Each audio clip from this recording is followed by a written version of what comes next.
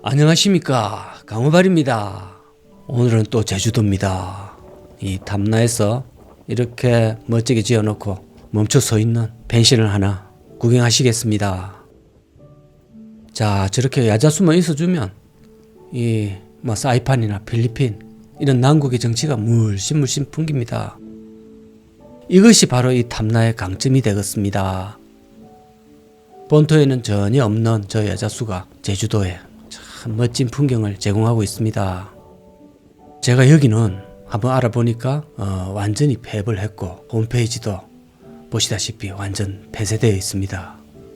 이 리조트는 약 한 1세대, 2세대, 3세대 그리고 현재 이렇게 나누어 볼 때 한 2세대 정도 되는 것 같습니다. 2004년도쯤 한참 국내 수학여행가 또 중국인들, 일본인들 좀 들어오던 시절입니다. 그 당시 광고를 한번 보면은 감귤밭 속의 반딧불과 함께 제주의 낭만과 통나무 건물의 그 운치와 아늑함 이러면서 숙박할 수 있는 그런 리조트라고 이렇게 광고를 많이 했습니다. 지금은 이제 나뭇가지에 부딪히는 저 바람 소리, 이 큰 건물들이 전부 버려져 있습니다. 건물 바로 옆에도 아파트가 최근에 지어진 아파트가 전혀 사용하지 않은 채로 지금 미분양된 텅텅 빈 모습으로 있습니다.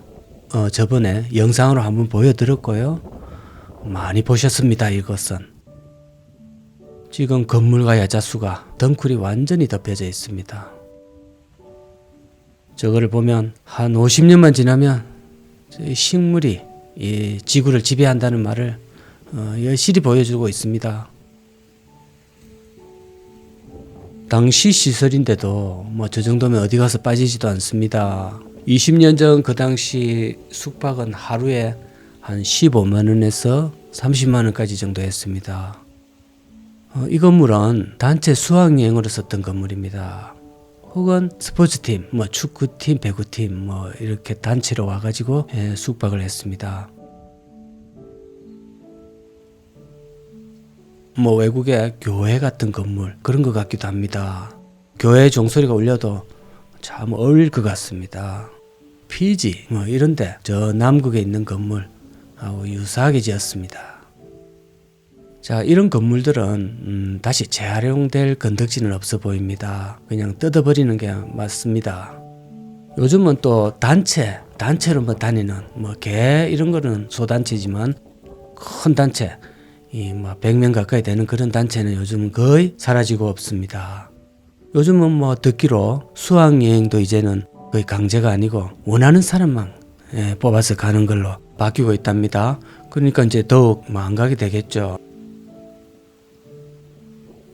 이 리조트는 제주에 다른 숙박시설도 많이 생겨나고 제일 주 수입원이었던 중국인들이 사라지게 되면서부터 쇠락의 길을 걸었던 겁니다. 예전 후기에 보니까 밤에는 이 중국어가 참 많이 들렸다고 합니다. 샬라 왕서방 이러면서 그렇겠죠. 자, 여기 주변에는 사실 최근에 지어진 텅 빈 아파트 그것도 아주 최근에 지어졌습니다. 그래서 분양이 실패하고 완전히 단 한 집도 나가지 않았습니다. 그 집하고 여기 오래된 이거하고 같이 지금 쌍으로 이 숲속에 지어져 있습니다. 자, 여기는 지하입니다. 지하인데 역시 지저분하죠.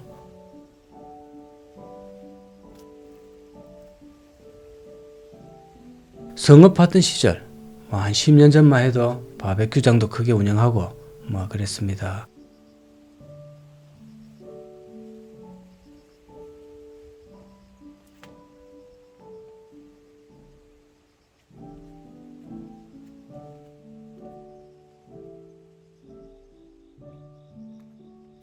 벽화도 좀 있고 이제 저런 거는 아무래도 이제 젊은 애들이 많이 오니까 학생들 그런 애들 취향에 좀 맞춘다고 저런 것도 좀 적어놓고 그런 것 같습니다.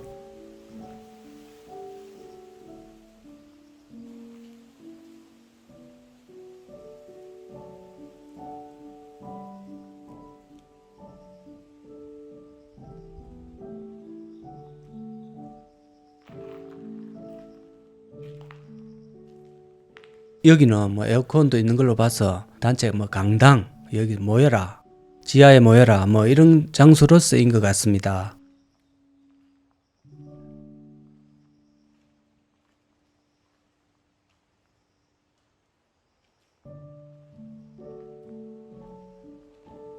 여기 투자하신 분들도 많이 계신 거로 합니다.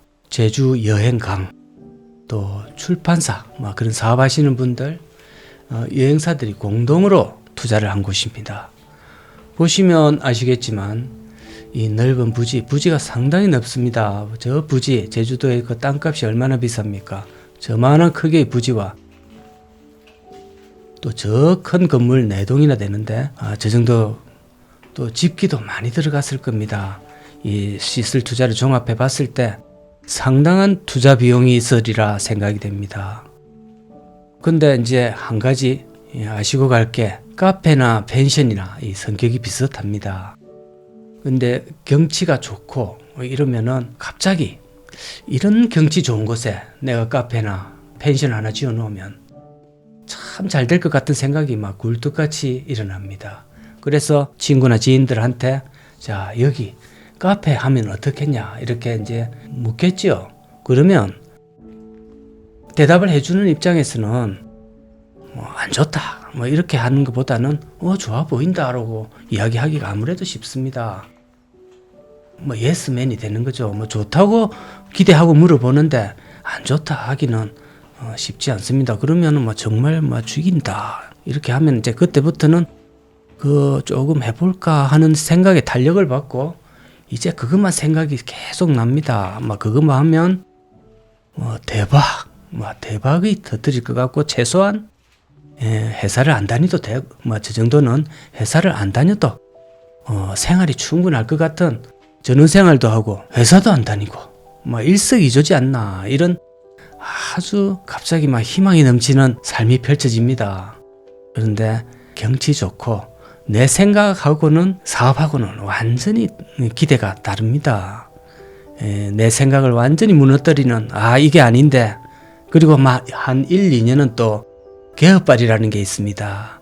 개업발이 있어가지고 개업발은 1년씩 안 가죠. 또 개업발은 한 달입니다. 보통은 이렇게 개업발처럼 될 것 같으면 떼돈을 벌 것 같은 생각이 듭니다. 그런데 한두 달 지나고 보면 이제 풀장에 물이 빠지고 보면 그게 아니었구나. 내가 아랫도리를 안 걸치고 있었구나 라는 이 현실이 갑자기 나타납니다.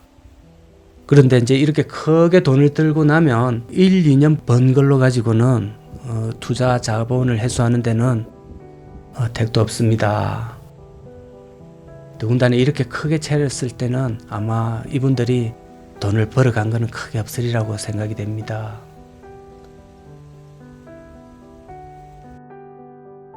다시 한번 말씀드리지만 처음 1, 2년은 좋을 수 있습니다. 꿈길입니다. 제가 수없이 보여드린 이런 숙박 사업을 보시면 그 원리가 이렇습니다. 내 돈 큰 돈을 묻어놓고 땅에다가 사실 매일 잔돈 빼 나오는 겁니다.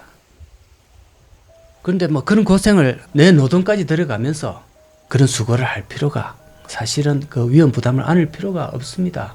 그러지 말고 그냥 금고를 하나 집에 사는 게 낫습니다. 큰 금고, 안전한 금고를 하나 사서 집에다가 돈을 넣어놓고 살살 빼오든지 아니면 그냥 가까운 은행에 가서 맡겨놓고 이자와 더불어 조금씩 빼쓰는 것이 훨씬 속 편하고 좋습니다.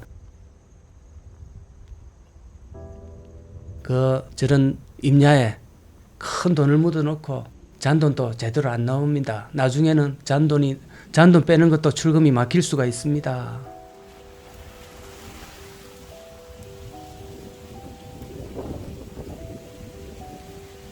내부 인테리어를 보더라도 전체적인 디자인이나 이런 거를 봤을 때 망해야 될 이유는 딱히 없어 보입니다. 그런데도 그 외부적인 어떤 사드나 외부적 정치적 문제, 다양한 경제적인 어떤 요인들이 코로나 또는 금리 문제 이런 것들이 몰아치면 갑자기 힘들어집니다. 간혹 댓글에 시설을 요즘 뭐 짓는 것은 다르다. 뭐 이런 조금은 제가 보기엔 답답한 얘기들을 많이 하시는데, 그런 거는 정말 순진한 생각입니다. 그 훈수는 두기 쉽습니다. 그런데 시설 투자라는 것이 뭐 이 사람들이 안 하고 싶어서 안 하겠습니까? 그게 한두 푼이 아닙니다. 벌리는 수입은 뻔한데 시설 투자는 뭐 1,000억이 넘어갑니다. 그런데 그것을 해놓고 또 온다는 보장도 없습니다. 그런데 그런 불확실한 사업을 한 번 더 벌리는 거와 뭐 다를 바도 없습니다. 시설 투자에 들어가는 돈이. 그런데 어차피 지금 안 되고 있는데 밥 먹고 살기도 지금 바쁜데 시설 투자할 돈도 없을 뿐더러 또 시설 투자를 한다고 온다는 보장도 없습니다. 그러면 펜션이나 카페 시설 투자를 했다고 치더라도 시설 투자가 멋지게 됐다는 홍보는 또 돼야 되거든요. 그 홍보가 또 쉬운 일도 아닙니다. 한 사람이 왔다 가면 거기 멋지다고 뭐 홍보를 뭐 영업사원도 아니고 해주는 것도 아닙니다. 그러니까 그렇게 말처럼 모든 게 쉬운 게 아닙니다. 자, 그런데 2004년 이후로 계속 상승세였던 것도 아니고 2010년대까지 좀 잘 되다가 그 이후로는 줄곧 하락세였습니다.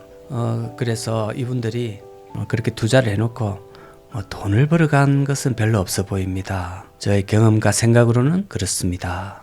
자, 여러분은 그래도 한번 해보고 싶은지요? 자, 오늘은 또 제주도에서 쓸쓸하게 멈춰서 있는 펜션에서 한번 영상을 찍어봤습니다. 감사합니다.